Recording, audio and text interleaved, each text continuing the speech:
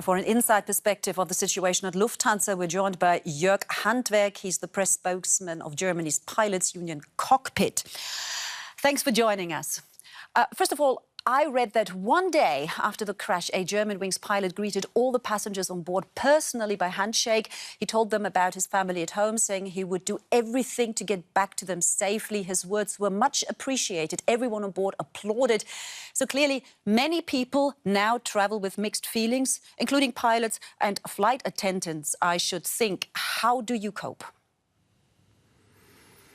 Well, it was a great shock for us as well as for the passengers. So we need time to move on, and especially in the beginning, there's a certain distrust of the passengers to the pilots, to the cabin staff, of course, now, and we have to cope with that. We have to show us as a person. It's easier to trust somebody if you can see who it is instead just hearing the voice. Yeah, meeting them personally, being able to look them into the eyes, that might help.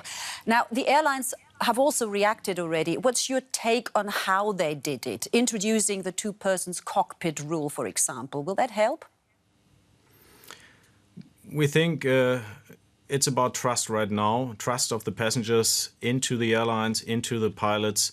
And therefore, we said it's a good measure for right now, but in the long run we have to think of if it's really the best thing we can do, because stewardess has very limited capabilities of understanding what we do in the cockpit, and she has very limited influence on our flight. So if a pilot wants to crash the plane, she cannot really do much about it, just open the door.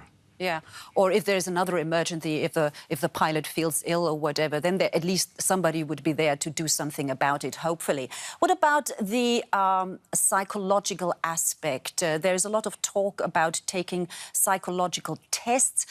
When do you know that you're fit to fly? When are you not fit to fly? Well, it's a very hot debate in Germany right now about psychological tests, but we had these discussions within the pilot community several years ago, and from time to time we have it again. And always the psychologists told us it's not really of a great value, because today you can feel fantastic and the next day one of your relatives dies, your partner leaves you, and you're in a deep crisis. So it's not really high value to have an examination a week ago. Now, as an air traveller myself, I was very much aware that the pilots' union has had an ongoing dispute with Lufthansa over the airline's pension scheme. Other air travellers like myself, we've been feeling the pinch in recent months. Do you think that this tragedy will fuel the row further? I think it's too early, and there's no real connection between our tariff struggle with the company and this horrible accident. So I think it's too early to say what will change between the pilots and the management. Right. Well, Jörg Handwerg, press spokesman of Germany's pilots union Cockpit, thank you so much for taking the time and speak to us.